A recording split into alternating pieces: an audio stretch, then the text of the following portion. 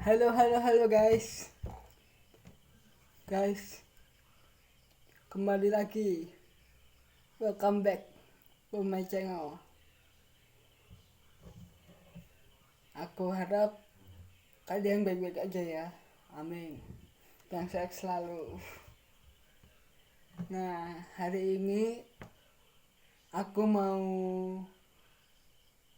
bercerita, meng-share dan memberi kakak-kakak motivasi buat kalian sekaligus kita para pelajar. Tapi ini orang tua harus turut menganggap video ini supaya agar tidak dilewatkan kakak-kakak pengalaman-pengalaman yang pernah aku pengalaman entah itu pahit atau manis atau yang lain sebagainya akan aku share di sini. Nah, kali ini sesuai judul di video kali ini adalah introspeksi diri. Nah, bagi kalian para remaja nih guys ya, apa sih introspeksi diri itu? Nah, ketika kita misalkan memiliki banyak kesalahan kepada orang lain, hati kita merasa tidak tenang. Introspeksi diri itu sepemahaman aku adalah kita mengoreksi diri kita sendiri. Misalkan aku kok pernah menyakiti orang lain, menyakiti seseorang, dan kok aku begini ya, kok aku hatiku nggak tenang ya.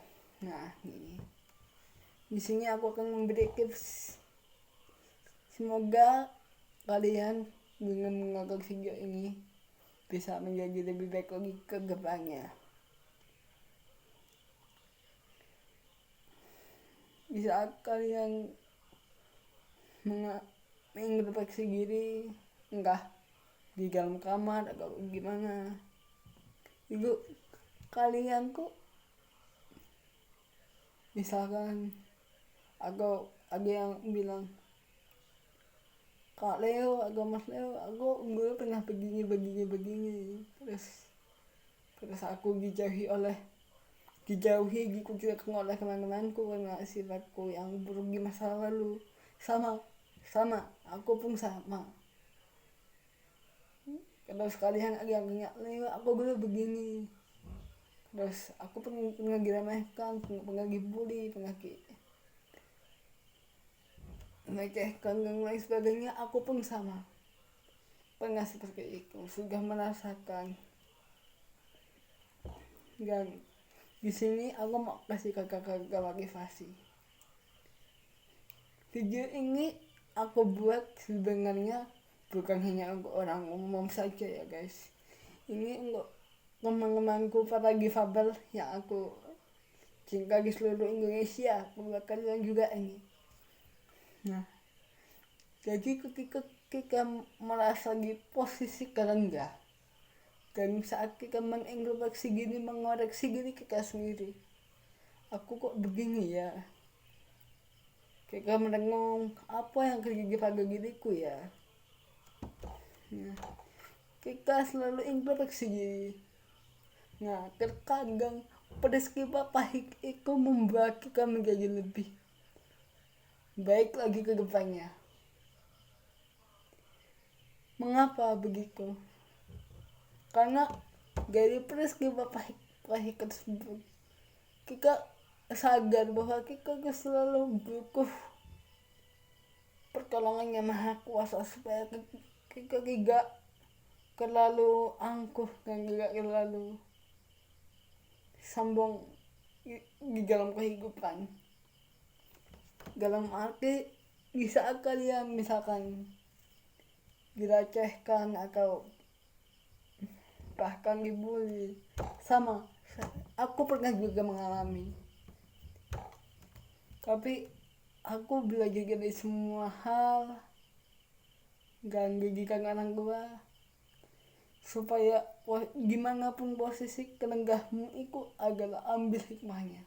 Jadi kita harus ambil hikmahnya. Kebanyakan yang remaja ini urusan asmara nih. Sama, aku juga pernah mengalami. Nah, jadi guys, yang yang pertama itu kaki jadikan itu motivasi hidup kita. Posisi kenenggah kita, kejadian pahit itu jadikan sebagai cambuk untuk kita bangkit lebih baik lagi. Nah, yang kedua itu kita ubah mindset pikiran kita dengan cara sekal telinga. Maksudnya sekal telinga bagaimana sih Mas Leo? Bagaimana sih Leo? Nah, sekal telinga itu adalah kita sepemahaman saya dari orang lain negatif, tapi ketika masuk di sini, masuk di telinga kita itu positif. Memang sulit,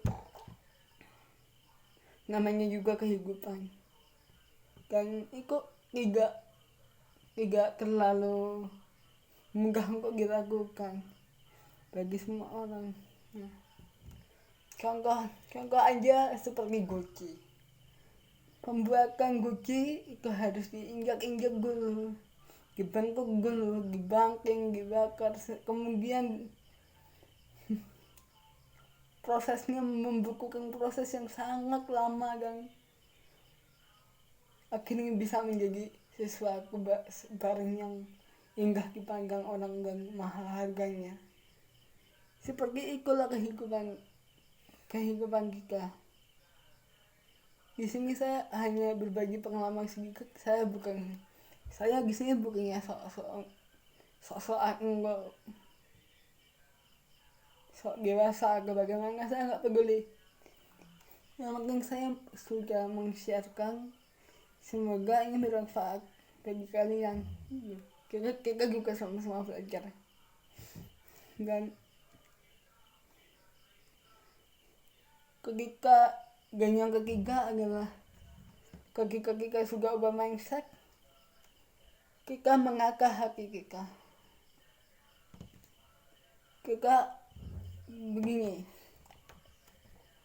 memang sulit untuk mengasihi orang yang dulu pernah membenci kita. Memang sulit, tapi semua proses itu adalah ambil hikmahnya. Yang ketiga itu adalah semua peristiwa yang kita alami, kita harus ambil hikmahnya. Contohnya adalah ketika kamu diputusin pacar atau misalkan pada proses PDKT berhasil, setelah itu giliran lo ngembak dikolak. Nah itu anggap aja di pikiran lo itu dia bukan